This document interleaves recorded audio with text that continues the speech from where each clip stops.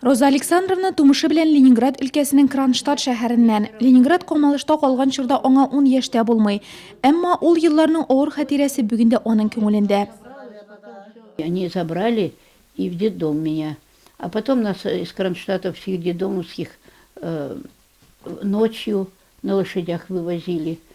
Матрасы стелили, чтоб тепло было. И по много детей друг на дружку ложили. И пограничники нас вывозили из Кронштадта. Ага. В Раненбаум уже, не в Ленинград, а в Раненбаум. 1941 елның 8 сентябреннән 1944 елның 27 гыйнварына кадәр сузылган камалыш Ленинградлылар өчен ныклыкка зур сынау була. Бары 12 чакрымга сузылган тормыш юлы аларны олы дөнья белән бәйләп тора.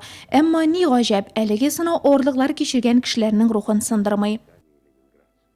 Папа погиб на Хасане. На Хасане я туда писала письмо, чтобы узнать, где похоронен или чего ли, а мне ответили, такого не было. Роза Александровна 84 яшендә дә тулы калны тормыш белән яши. Гомеренең соңгы 40 елы Нурлатта үтә. Хезмәт стажы 50 елдан артык. Күп санлы мактау грамоталарына ия. Она меня как своей дочери встречает, обрадуется, что я прихожу.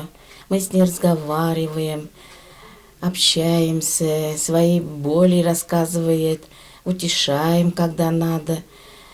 Убираемся, уж все делаем, как они просят. Для меня она как своя родная мать. Әйе, Роза Александровна ялгыз түгел. Ире Константин Ефимович белән Нурлатның һәр яңалыгыннан хәбәрдар булып, һәр үзгәрешкә сөенеп яшиләр алар.